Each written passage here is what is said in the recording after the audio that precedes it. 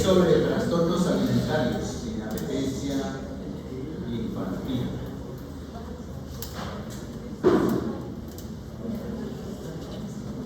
¿Qué objetivos tendré de que ustedes logren interesarse? Ojalá recordar después de la charla o interesarse en repasar y finalmente adquirir esos conceptos de qué es eso de inapetencia, de qué tan frecuente es, cómo orientar el diagnóstico de trastorno de apetito en atención primaria y las pautas generales de manejo de las más frecuentes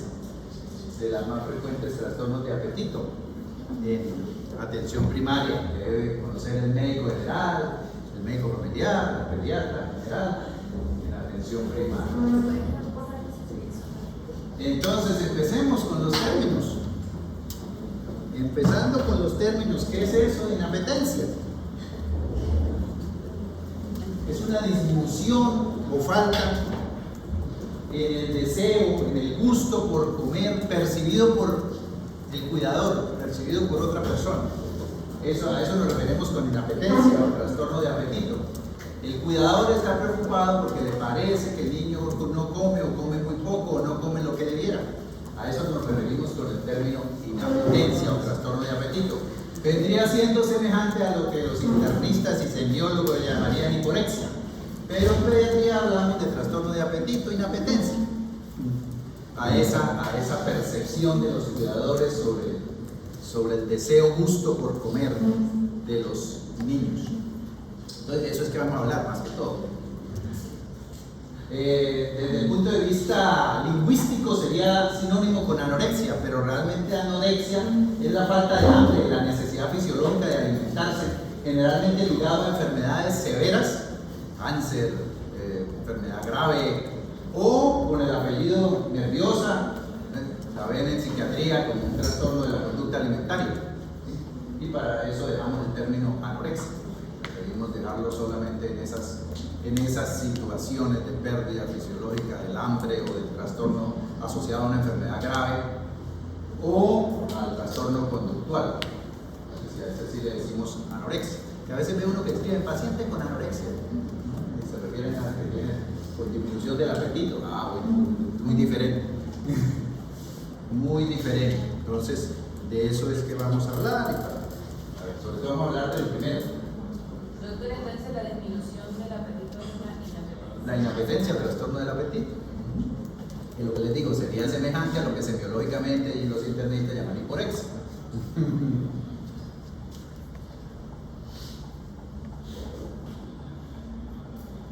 ¿Y por qué es importante hablar de él? Porque, por su frecuencia. Es muy frecuente. Generalmente va incluido en el motivo de consulta en casi un poco más de la cuarta parte de los casos. ¿Por qué lo trae? No, por esto y aquello. Y además, para que me le formule algo para que coma. Porque no quiere comer tal cosa, porque no quiere comer tal otra. Está incluido en el motivo de consulta en más de la cuarta parte de los pacientes ambulatorios. Entonces es muy importante que el médico general, que se está formando, seguramente ya por ahí los familiares le habrán preguntado: usted estudia medicina, ¿qué le doy a mi hijo o mi hija para que coma porque no quiere comer tal cosa o tal otra? Primito al eso. Entonces es un tema, un motivo muy frecuente que tiene que saberse manejar. ¿Sí? Y en la revisión por sistemas, usted pregunta, ya no consulta por eso, pero usted le pregunta al cuidador o cuidadora, y más si va la abuela, ¿cómo le parece que come el niño? Le va a decir que no le parece que come bien, que le parece que come muy poco, que le falta comer ciertas cosas, entonces a la mitad, cuando usted lo pregunta específicamente, pudiera encontrar que hay alteración de esos gustos alimentarios. La frecuencia real estimada mayor es alrededor de los 3 años, un 17.2%. Entonces hay que tenerlo. Y en los más grandecitos, escolares grandes, adolescentes, y sobre todo si esto está ligado a trastornos de la conducta, del comportamiento, y sobre todo excesiva preocupación por la figura corporal, eso lo ven en psiquiatría infantil. Hay que estar muy alerta a los trastornos de la conducta alimentaria, porque hay que detectarlos tempranamente e intervenirlos antes de que se compliquen, porque pues son el más grandecitos, porque esto es más bien, esos más pequeñitos. En cambio, los trastornos de la conducta alimentaria son más en escolares grandes y adolescentes, pero van en aumento. Estamos en el siglo de la imagen y las redes y las apariencias, y entonces esto ha ido en aumento progresivo. Hay que estar atento, pero de eso hablan más en psiquiatría, no va a ser el tema de hoy. Anorexia, bulimia, trastorno asociado, de eso hablan, lo enfocan en el paciente en psiquiatría, pero lo que le digo, el más grandecito, si se va unido a otros trastornos del comportamiento, de la conducta, del ánimo o una excesiva preocupación por la figura, ojo, hay que tenerlo en cuenta. No quiere decir que los más pequeñitos no puedan tener también trastornos psicológicos, pero son menos frecuentes. Hay unos trastornos de evitación, restricción alimentaria asociados a un mal manejo de la alimentación y que necesita apoyo psicológico, pero son menos frecuentes. Vamos a hablar ya ahorita más adelante de temas. El otro tema, por lo que es importante el tema, es porque hay un montón de información en páginas web, en redes sociales, de voz a voz, costumbres inadecuadas que empeoran la inapetencia, porque tradicionalmente se han divulgado como manejos de la inapetencia. No quiere comer su hijo, hágale esto, hágale aquello. A mí me hacían esto, entonces yo lo vuelvo a hacer. Y resulta que lo hacían mal y puede perpetuar el mal. Entonces, por lo menos, estos son errores que no se deben hacer, y si lo están haciendo hay que decirles que no lo hagan a los cuidadores. Suplicar la alimentación no se recomienda, generalmente logra todo lo contrario, rogar, llorar, agarrarse los papás ahí a pelear porque el niño no come, y la mamá sufrirle, llorarle y esperarse. Hay que conservar la calma, la alimentación tiene que ser algo natural, por necesidad y por acto social y por invitación. No debe ser rogar, llorar, suplicar. Es un acto voluntario, entonces no se puede que coma sin que se dé cuenta. Si realmente no se da cuenta, se va a atorar. Entonces tratar de distraerlo, disfrazándole a los papás y poniéndole matachos y pantallas para que no se dé cuenta que está comiendo, eso no se recomienda, está contraindicado. Sobornar la alimentación, como todo acto necesario, y el método del premio castigo está mandado a recoger. El soborno, y menos con alimentos chatarra o con dinero, eso está contraindicado, genera más problemas psicológicos y de conducta y malas personas para la sociedad, que se va a acostumbrar a que tienen que premiarle lo que es necesario y justo y adecuado. Eso no se debe premiar, eso es necesario, afecto, pero no cosas, y no premiar con alimentos chatarra, porque ahí estoy transmitiendo que el alimento chatarra, los dulces, los paquetes, las botellas, son lo máximo, porque si usted lo da como premio, está diciendo esto es lo máximo. Está mandando ese mensaje, y así se va a quedar. Así no lo diga, usted está enviando ese mensaje si utiliza esto como premio. Entonces no se debe usar. Y el otro error, formúleme de algo. Realmente la mayoría de las inapetencias, como vamos a ver, es que buscar la causa y hay que hacer el manejo con la necesidad, con el ejemplo, y no hay gotas, jarabes, pastillas mágicas para lograr que la persona coma, ni suplementos que hay que darle a todo el que no coma, como transmiten las propagandas de televisión. Si no come, déle Pediasure. No, eso no es así. Eso no funciona así. Se acostumbra a los sabores líquidos y a esos sabores artificiales, y le va a querer comida pero de paquete, o líquidos de esos batidos, y eso. Esa no es la idea. La idea es que aprenda a comer comida natural, no que se acostumbre a alimentos artificiales. Entonces esto no. Los estimulantes de apetito existen, sí, hay drogas que son de la familia de los antihistamínicos que estimulan el centro del apetito, pero no están recomendados, porque pasa como con los antipiréticos. Si es una verdadera inapetencia, ya vamos a ver qué es la verdadera. No va a tratar la causa, que es lo importante de tratar, y entonces nos quedamos y después la causa verdadera avanza y se diagnostica tardía. Entonces, y si tiene un falso inapetencia, lo que lo voy a volver es obeso, porque papá está preocupado porque quiere verlo gordo y efectivamente logra engordarlo, y no, eso no es saludable, no es la idea. Entonces, esos estimulantes y esos suplementos, si no hay un diagnóstico de una deficiencia, o en casos muy especiales de pérdida de apetito por quimioterapia o algo así, que podrían usarse esos estimulantes, de resto están contraindicados. Y los suplementos solamente están indicados si se diagnostica un déficit de proteínas diagnosticado con niveles, de cierta vitamina diagnosticada con niveles. En menores de 10 años y que tengan déficit de talla o de peso para la talla, aquí en nuestro medio está, si no se le ha dado en los últimos 6 meses, el único que está ahí apoyado por la herramienta clínica y el AIEPI para dar en esos, pero que tengan déficit de talla, ya sea riesgo de talla baja o déficit de peso para la talla, riesgo nutricional o de nutrición. ¿Cuál es el que dice herramienta que se debe dar? ¿Qué suplemento?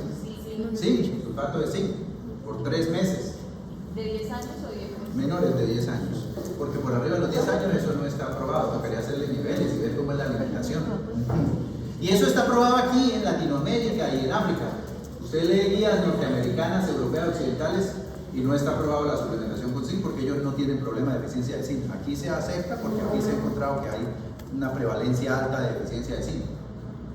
Pero otros suplementos hay que justificarlos para dar vitamina D, E, A. Usted tiene que hacer niveles y justificarlo, porque sobre todo las liposolubles, si se pone a darlas en exceso lo intoxica, causa toxicidad, le da más, pierde el apetito y le da más vómito.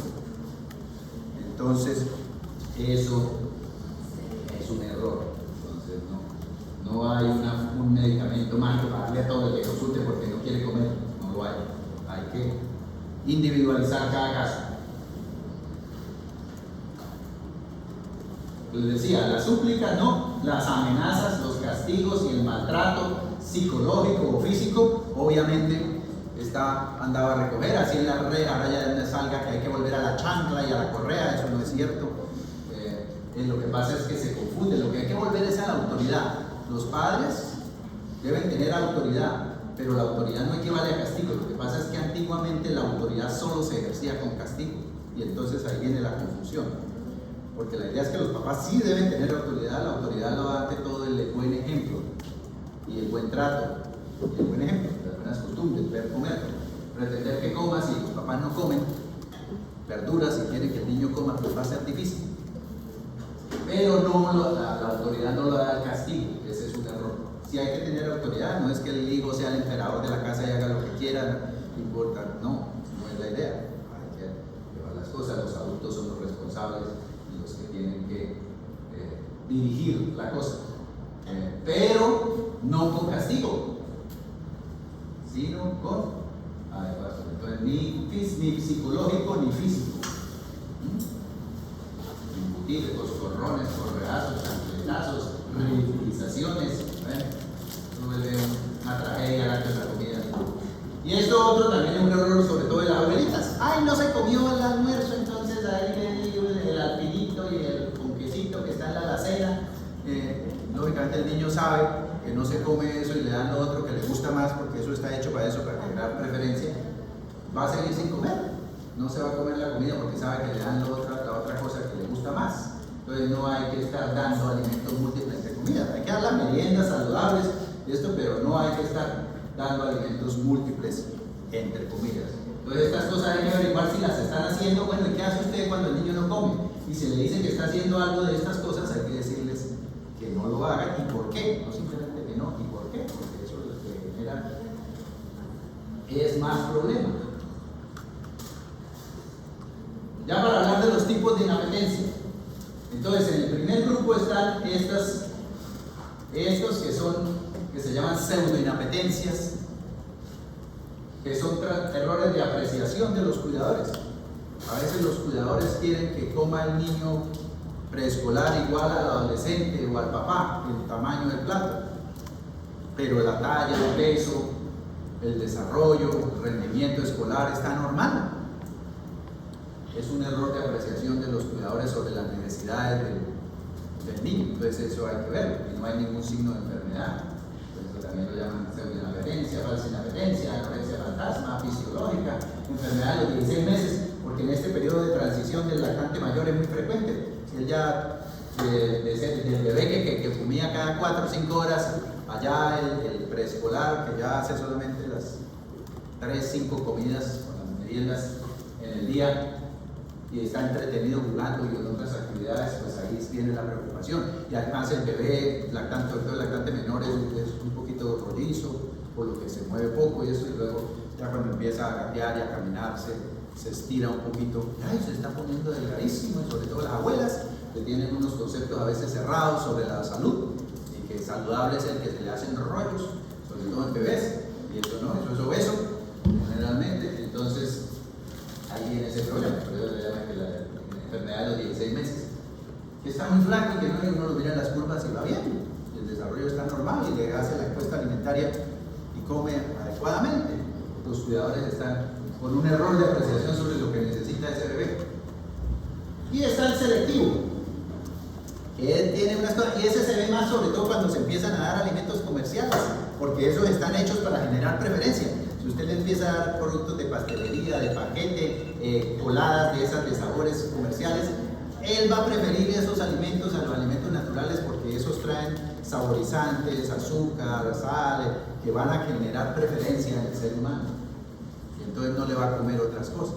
Eso es apetito selectivo, pero el niño está bien, está creciendo bien, pero está desbalanceado. Podría tener lo que se llama hambre oculta o déficit de micronutrientes, porque le faltarían algunas cosas.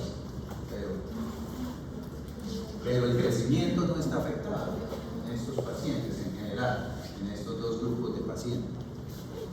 Y está la verdadera inapetencia. La verdadera inapetencia, que es la falla de medro debida a una baja ingesta. Entonces aquí sí está alterado el crecimiento del paciente y hay una historia de una baja ingesta. Esa sería la verdadera inapetencia. ¿Sí? Lo primero que hay que buscar, y entre más pequeño esté el paciente, si tiene esto, es que tenga una enfermedad orgánica, algo, tiene una infección, tiene una diabetes, una infección urinaria, una enteritis, una tuberculosis, un cáncer, si tiene otros parámetros. Y habría que hacerle los estudios de acuerdo a la sospecha, no a todos se les hacen los mismos estudios cuando tiene esto. Están los problemas afectivos emocionales, están los trastornos psicológicos de los pequeños, sobre todo cuando hay conflicto intrafamiliar, no hay un cuidador permanente, sino que se alternan a cuidar al niño entre 5 al bebé, el síndrome del niño paquete, es lo que lo cuidan, porque no hay para pagar guardería y lo cuida un rato una tía, la abuela de la otra, y no hay figura materna. Entonces ahí está eso, y está también la restricción alimentaria, se acostumbran a comer poco y se acostumbran a comer líquidos y a no masticar, porque no les enseñan a masticar antes de los 10 meses. Si usted no enseña a masticar antes de los 10 meses, después va a ser más difícil que aprendan a masticar. Y antes de los 10, no, es que todavía no le doy porque todavía no tiene dientes. Al niño, ya saben ustedes, en la alimentación complementaria se deben iniciar con purés y compotas espesas, no caldos ni coladas, ni cosas así líquidas de la alimentación, y luego se le sube la consistencia. A los 8 o 9 meses ya debe comer pedazos blandos, masticarlos con las encías, así no tenga dientes. Porque si no se enseña a masticar antes de los 10 meses, después va a ser más difícil enseñarlo a masticar. Va a tocar a veces mandarle terapia con audiólogas de masticación de ilusión y con ocupacional para la parte de manipulación y llevar a la boca, mando ocupacional y lenguaje para ayudarle a aprender a comer. Pero eso lo normal es que se lo enseñen los padres antes de los 10 meses. A veces nos toca, pero eso es por un problema ahí no sería emocional, pero es que sí es de conductual, es por una mala técnica de alimentación. Entonces, y lo que le digo, si hay falta de cuidador, si hay conflicto intrafamiliar, si hay maltrato, pues pudieran haber ahí esto, y generalmente está asociado a otros trastornos de la conducta, del sueño, del comportamiento. Entonces ahí es donde uno sospecha que pudiera haber de esto, y tendría que asesorarse de psicología, psiquiatría infantil. Y en el más grandecito ya les decía, y exceso de preocupación por la figura corporal y otros síntomas psicosociales, pensar en los trastornos de la conducta alimentaria, a ver si cumple los criterios, pero de esos hablan en psiquiatría infantil. Esas son inapetencias verdaderas, con alteraciones que causan alteración del crecimiento, pero pueden haber varias cosas. Ellas hay falla de crecimiento, falla de medro, además de la baja ingesta. Y hay que buscarle una causa subyacente, ya sea orgánica o psicosocial.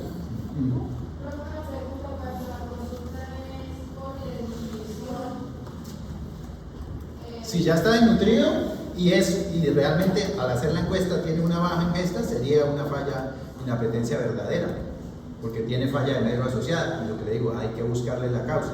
Si es que simplemente no tienen para darle, bueno, el apoyo social y hay que llenar el ficho a todo desnutrido, moderado a severo, hay que llenarle el ficho, hay que hacerle visita a la casa, ahí se decidirá qué tipo de apoyo requiere. Pero hay que estudiarle, que no tenga una enfermedad que sea la que le esté generando que no coma. Porque sí, le mando se lo quitan a la mamá y es que tiene una tuberculosis. Y es por eso que no quiere comer y no crece. No era porque la mamá lo maltratara y fuera negligente, sino que es que él no quiere comer y no le recibe, porque está enfermo de otra cosa. Hay que buscarle causa, hay que ver qué otros síntomas tiene. Sudoración, pérdida de peso, si tiene síntomas urinarios, si tiene, de acuerdo a los síntomas y signos clínicos. No a todos se les hace una batería igual. Hay que hacerla de acuerdo al estudio de la falla de Medro, de acuerdo a la sospecha por historia clínica y examen físico. Entonces ya les decía, la verdadera es la que falla el crecimiento y hay una historia de una baja ingesta. En esa hay que buscar la causa orgánica o psicosocial, pero hay que buscar causa y manejar la causa. No hay un manejo para todo igual. Hay que manejar la causa. Ah, sí, además tiene orinadera y toma agua y ha perdido peso y ahora está respirando como rápido. Ay, sí, que tiene una diabetes, pero no tiene la diabetes, por ejemplo. Entonces habría que mirar.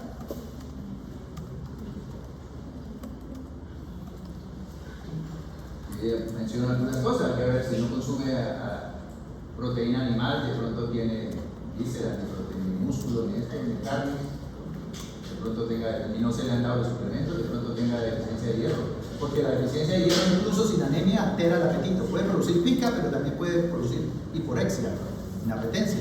La deficiencia de hierro antes de producir anemia pudiera producir el trastorno del apetito.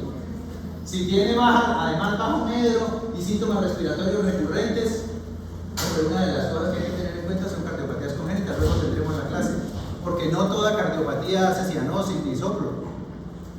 Un síntoma de la cardiopatía congénita en los niños pequeños es el bajo gasto, y el bajo gasto da el trastorno del medro y inapetencia, y obviamente disnea, de pronto de esfuerzos, pero y puede no soplar, puede no tener cianosis y tener una cardiopatía. Muy frecuentemente tiene, lo que sí puede tener por el flujo pulmonar son síntomas respiratorios recurrentes que a veces se confunden con asma y tienen eso, una cardiopatía. Una enfermedad renal, entonces a ver, lo de la orina y esto, la densidad muy baja, problemas tubulares renales, infección urinaria de lo renal, porque a veces la infección urinaria, pues cuando da síntomas urinarios, colaquiuria, disuria, pues más fiebre, pues más mal, pero no siempre, sobre todo en los niños pequeños, hay estos síntomas claros. Simplemente hay un deterioro y si acaso la fiebre y irritabilidad y tiene una infección urinaria. La orina, si la mamá es detallista, le dice sí, le nota, pero si no, a veces no. La tuberculosis, lo importante es que ha convivido con pacientes tosedores o con diagnóstico de tuberculosis. Los parásitos, cuando se desparetó, mirarlo bien, la cola, todo esto. La diabetes, mellitus e insípida, las dos diabetes, pueden dar esto, pero con poliuria, polipsia, pérdida de peso. Ya ves, cuando vimos cáncer, falla de medro por más de 3 meses con algún síntoma hematológico o dolor óseo o hipersudoración o algo, habría que pensar de pronto en enfermedad neoplásica o visceromegalia o adenomegalia grande, de las que les mencioné en el taller de cáncer. Pues es de mandar por urgencias estudiar cáncer, porque si es la falla de medro más otra cosa, hay que poner probable cáncer, enfermedad probable cáncer. Enfermedad celíaca. En nuestro medio se ha puesto muy de moda esto porque al ir a internet, a redes académicas, la enfermedad celíaca, la intolerancia al gluten es muy común en Italia, España, Argentina y Chile. Entonces encontramos artículos en inglés y en español que hablan bastante de esto del gluten. Aquí en Colombia realmente la prevalencia no es tan alta. Lógicamente, antes síntomas múltiples y síntomas digestivos asociados y asociados con ciertos alimentos, pues habría que pensarlo. Pero no es lo de manejo de entrada. Quítele el gluten, ¿no? Que ahora está de moda que todo el mundo, ay no, sin gluten. ¿Cuándo le hicieron el diagnóstico? La deficiencia de zinc, ya les digo, cuando hay alteración de la talla o del peso para la talla y no ha recibido zinc en los últimos 6 meses, menor de 10 años, pues aquí la herramienta recomienda zinc por 3 meses. Pero si quisiera corroborar, debería pedir niveles, pero bueno. Los problemas respiratorios crónicos, que sí son muy frecuentes en nuestro medio, la rinitis crónica con alteración del sueño, el que duerme, ronca, no hace apneas, tiene alteraciones de la conducta y entre eso puede tener alteraciones del apetito. Y mientras no le maneje usted adecuadamente ese problema respiratorio y ese mal sueño, no le mejora esas alteraciones de comportamiento y de rendimiento escolar. Entonces es importante averiguar y examinar bien la parte respiratoria. Intoxicaciones, ahora que contaminaciones por mercurio, plomo y demás de las fuentes de agua, no es tan exótico. El estreñimiento crónico desde el apetito está impactado, tiene ahí hipertensión, hay que manejarle ese estreñimiento. Por la diagnosis, obviamente tendrá otros signos clínicos para sospecharla. Hipervitaminosis, ojo con eso, aunque le dicen, no, yo lo tengo con suplementos, le estoy dando ahí las perlitas todos los días desde los 2 años, no está intoxicado con vitamina A o D, ¿bien? Tiene una intoxicación y le puede dar cefalea y vómito, inclusive pseudotumor cerebro, de intoxicación por vitamina A, y le quita el apetito por exceso. De que le doy emulsión de stock, la emulsión de stock tiene alta concentración de vitaminas liposolubles.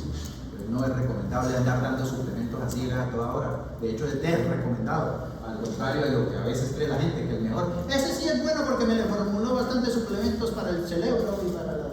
No, ese no es bueno. Ese no es buen médico. Obviamente, si tiene trastornos fenotípicos, puede pensar en enfermedades genéticas como el enanismo o trastornos del metabolismo que generalmente dan alteraciones fenotípicas, muchos de ellos.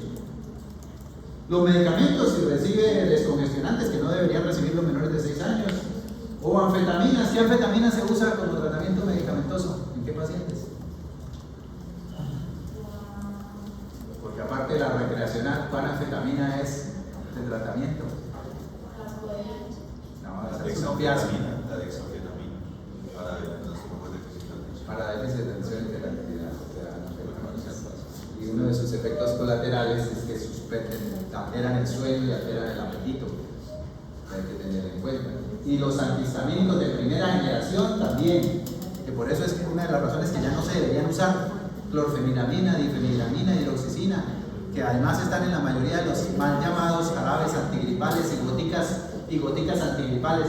No se deberían usar. Uno de los efectos colaterales indeseables es que causan estreñimiento y suprimen el apetito.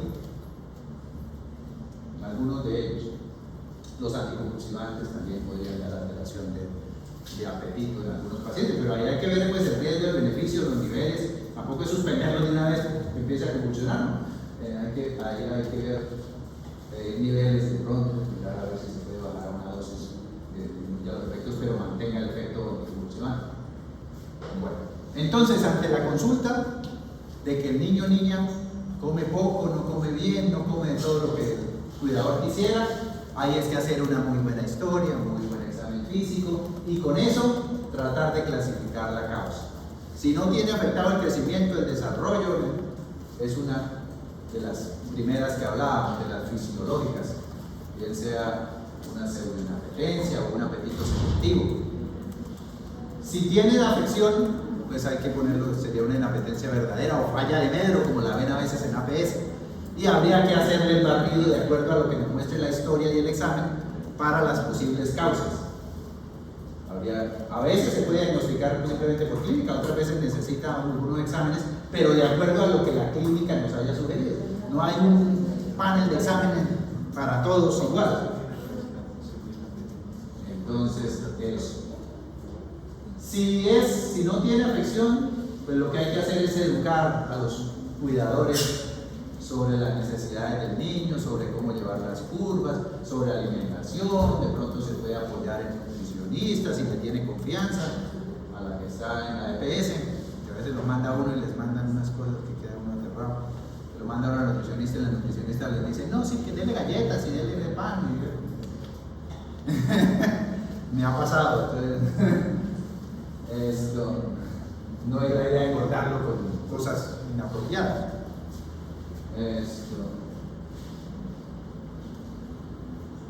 Entonces, eso, si va bien, darle educación y decirle que no hagan los errores que habíamos mencionado antes.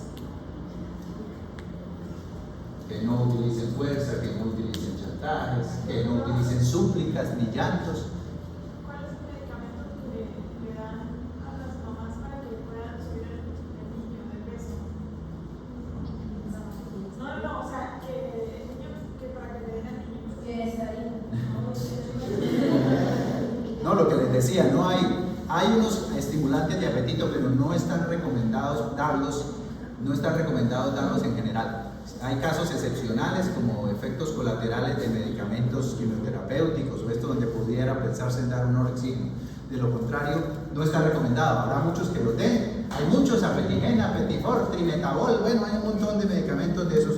Son de la familia de antihistamínicos, pero de otro grupo, y estimulan el centro del apetito. Pero esa no es la idea. No se recomienda utilizarlos sistemáticamente. Que a todo el que no tiene apetito le doy un estimulante y un antiparasitario. Si tiene deficiencia de peso talla, podría darle Signis, y eso si hace más de 6 meses no le da. Las otras cosas no está recomendado darlas. Tiene usted que hacer un diagnóstico, y los estimulantes del apetito en general no se indican, están contraindicados, excepto casos muy especiales. Ay, pero a mi hermanito le daban eso. Se comete el error muy frecuentemente, pero no se recomienda utilizar los estimulantes del apetito, los orexígenos, ni los suplementos a ciegas, ni el Ediasure, ni el Ensure, ni ¿cómo hay otro? Esos son para cuando hay deficiencias proteicas, o en el desnutrido moderado, que sí está el Plumpy, están los, en eso sí que tenga hipoproteinemia, pero por simplemente inapetencia, y sobre todo esta que estoy hablando ahorita, que es la fisiológica, que no tiene afección del crecimiento, está contraindicado darle ese tipo de cosas. Lo que hay es que dar educación y citar a control y enseñar los signos de alarma, porque pudiera ser que sí sigue y luego se empieza a desplomar. ¿No? Tampoco ignorarlo, no se preocupe, ¿no? Hay que enseñar los signos de alarma, hay que citarlo a control, hay que darle recomendaciones generales, de pronto mandarlo a apoyo con un nutricionista. Si vemos que hay problemas psicosociales, de pronto apoyo por psicología para el manejo, pero no se justificaría estas cosas, ni suplementos, ni orexígenos en el que no tiene alteración del medio, y en el que, lo mismo, no dar pelea, perder la batalla, no dar batalla. La alimentación no debe ser una batalla, debe ser algo natural, que tiene un periodo de tiempo. No estarle dando cosas entre comidas. Si el bebé, es que el problema a veces es que siguen viendo el bebé y quieren que tome leche cada 3 horas, o teta o tetero, y obviamente no les va a recibir la complementaria porque está lleno. Entonces, después de los 18 meses, la leche hay que espaciarla, y a la hora de las comidas principales, 2 horas antes al menos no se debe dar leche, para que a la hora de la comida principal tenga el estómago con cupo, porque si está lleno de leche, pues obviamente no va, o de líquido, no les va a recibir el alimento. Entonces, a esto se refiere acá esto: no forzarla, que sea agradable, dar buen ejemplo, que vean comer a los otros. Antes del año, usted lo puede engañar comiendo otras cosas, antes de los 10 meses. Pronto usted come otra cosa y a él le sirve otra.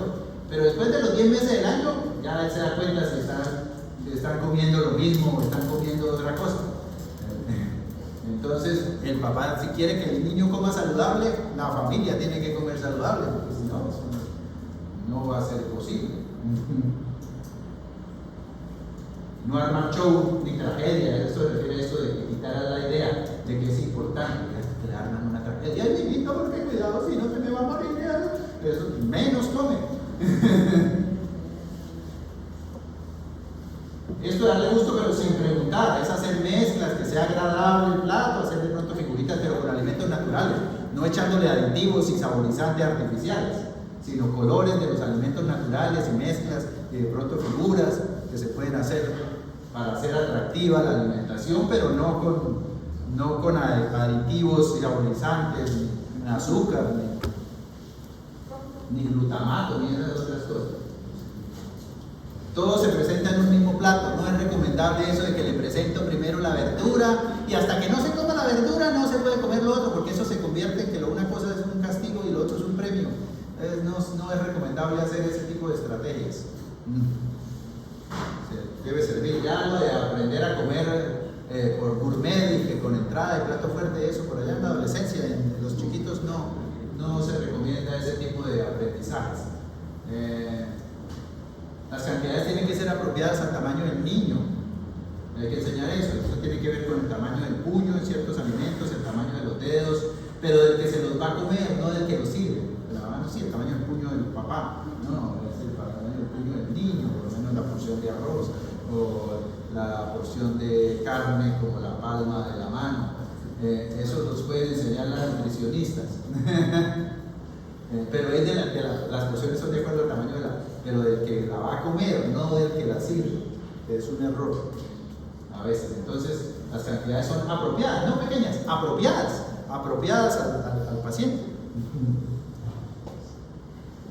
No estar urgiendo, pero tampoco demorar la alimentación más de 40 minutos. Desde la lactancia materna se dice que no se debe dar más de 40 minutos entre los dos senos, y ya la alimentación otra tampoco. Si más o menos pasa más de media hora, 40 minutos a lo sumo, hay que recoger y ya hasta que le venga la hora de la merienda o de la otra comida. Eso de andar ahí detrás, la abuela le sirven a las 12 y llega uno a las 3 de la tarde y todavía está por ahí persiguiendo al niño para darle el último pedacito. Eso no se recomienda. Pero tampoco que rápido que ya que en 5 minutos se tenga que devorar el plato, pues tampoco. Tiene que tener su tiempo, pero no excesivo. Y obviamente no dar cosas porque va a crear preferencia, cosas de paquete, endulzadas, porque eso va a generar preferencia y luego va a querer comer solo eso. En la mañana hay un problema, sobre todo con los que ya ingresan a guardería, prejardín. A veces es muy temprano y entonces se tiene que ir todavía entre el oscuro y sin que haya luz todavía no se han activado los ciclos hormonales y muchas veces no hay apetito tan temprano. Entonces habría que hacerle una lonchera para que comiera más tarde, o lo otro sería pues poder no enviarlo tan temprano, pero a veces eso no es posible porque los papás tienen que trabajar y lo tienen que mandar.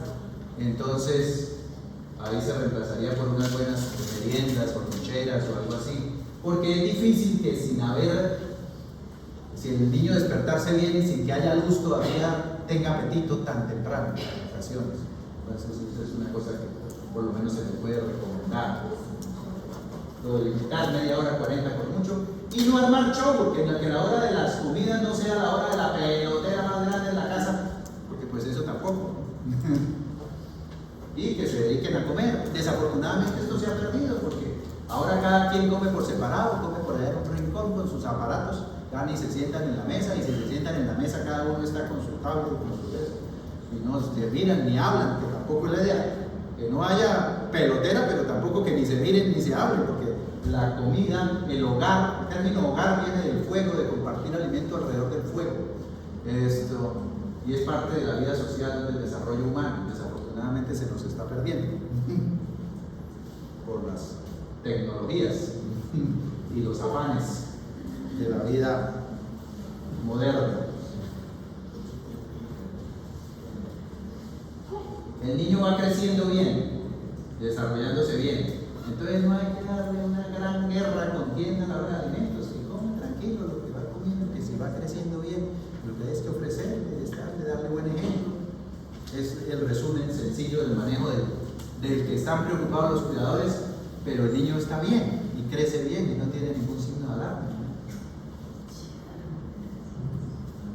Y en el que tenga falla de Medro, pues hay que hacer el estudio de falla de Medro y buscarle la causa y manejarla.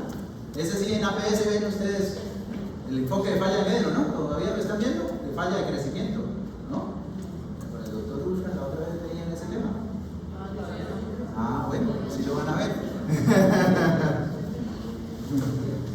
O a veces lo daban los residentes de medicina familiar, pero no. A veces cuando hay seminarios, por ahí a veces lo dan los residentes. Con el doctor Ultra. Con el doctor Ultra, buscando ruta con Ultra, pero a veces se ponen los residentes a que coordinen los temas de APS. Listo. Entonces, el resumen del que no come y no crece es que hay que buscarle la causa. Si hay una enfermedad aguda evidente, pues manejarla, explicar cuánto dura, cuáles son los signos de alarma, si está muy grave, pues hospitalizarlo. O pedirle los estudios que sean necesarios de acuerdo a la sospecha. Y si hay riesgo psicosocial, pues también lo mismo. Si es muy severa, también habrá que hospitalizarlo para protegerlo y hacer la denuncia y esto. Y si no, pues mandarlo a psicología, psiquiatría, para el apoyo. Entonces, eventualmente habrá que, cuando hay esos problemas de falta de aprendizaje, masticación, habrá que apoyarse con las terapias, como les decía, de masticación, de ilusión, de ocupacional, para enseñarlo a masticar y a comer, que a veces los papás han fallado en lograrlo, toca apoyarlos, pero eso no es a todos. Y por favor, a pesar de que tenga falla de crecimiento, no a todos se les formula lo mismo ni se les pide lo mismo. Es de acuerdo a lo que estemos sospechando. De pronto el SIN es el que se les podría formular. Si hace más de 6 meses no se le da, si ya le dio hace menos de 6 meses, no se justificaría darle SIN. Lo otro tiene que justificarse en la historia, en el examen. No hay una fórmula mágica que todo, entonces le doy otra dosis de albendazol y le doy diazure y le doy un estimulante del apetito. No. Y le pido esta lista de exámenes que ya la tengo impresa para todos los mismos, no. No es así.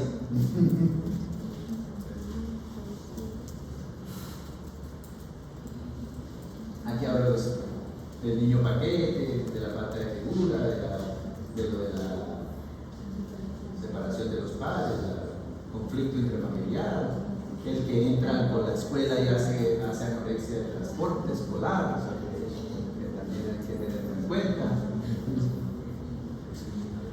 Pues hay que apoyarse. Y hay que tratar de buscar la causa, pues si se puede evitarla, mejorar el transporte, ampliamos, mejorar el cuidado. Y en los grandes, ya les decía, con trastornos conductuales, preocupación extrema por la figura, pues lo de la conducta alimentaria, anorexia, bulimia y sus trastornos asociados, pero eso es tema de psiquiatría. Obviamente si es muy severo, y eso es incluso de hospitalizar y manejo intrahospitalario, como ya les dirán en psiquiatría. Entonces, padres, cuidadores preocupados por la alimentación, pero el niño sano y normal, educación, seguridad, control, signos de alarma, no hay medicamentos, no se debe. Y alteración del crecimiento, no, tampoco hay que para todo lo mismo, es de acuerdo a lo que estemos sospechando.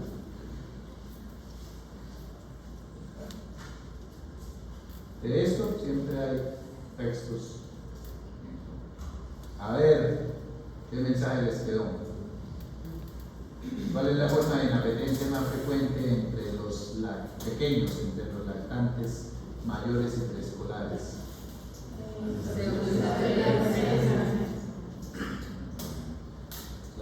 El error de apreciación, sí.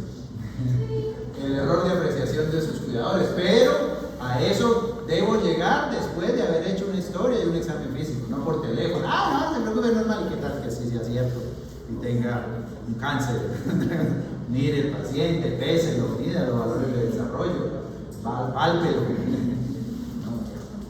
No, si eso es normal, es que todos en esa dan guerra y que la mayoría de usted está exagerando. No, primero mírelo, péselo, tállelo, examínelo, hágale buena historia. Y si es un lactante o preescolar, pero tiene afectado, tiene falla en medio, lo más probable es que una enfermedad orgánica. Los pequeños son más frecuentes la orgánica, sin que las psicosociales no existan, pero son más frecuentes las orgánicas, en los más chiquis. Listo. Bueno, eso de inapetencia. ¿Dudas, comentarios? Sé que seguramente dirán, no, pero a mi hermanito, a mi primito le dieron esto y aquello. Desafortunadamente siguen cometiéndose muchas iatrogenias por el mal entendimiento aquel que en alguna época se promocionó, pero eso ya está revaluado, de que los usuarios, los pacientes eran clientes. Eso ya no es tan cierto. Los pacientes no son clientes. Y entonces con ese cuento de que son clientes, entonces el cliente siempre tiene la razón, y si la mamá llega a que le formule suplemento, entonces yo tengo que formulárselos. No, es un usuario, usted es un prestador y usted debe formular lo que el paciente necesita y que sea más el beneficio que el posible daño. Tiene que haber principio de beneficencia y de no maleficencia dentro de la ética médica. Entonces eso del cliente y que yo por no perder el paciente tengo que darle gusto, eso es antiético, no es correcto. Se sigue cometiendo el error. En alguna época, quizás a finales del siglo pasado, en los décadas de los 90, se promocionó ese asunto del cliente en salud y de que había que entonces formular lo que quisieran para tenerlo contento. No. Hay que formular lo que necesita, pero el que sabe qué necesita es el profesional de salud, no el cuidador. El cuidador nos puede orientar y hay que ponerle atención y saberlo interrogar, pero no es el que decide. O la misma persona, en el caso de los adultos, es el profesional el que decide basado en la evidencia clínica o paraclínica. Entonces, eso porque todavía se cometen muchas cosas, muchos errores con eso, que por dar gusto, que por no perder el paciente,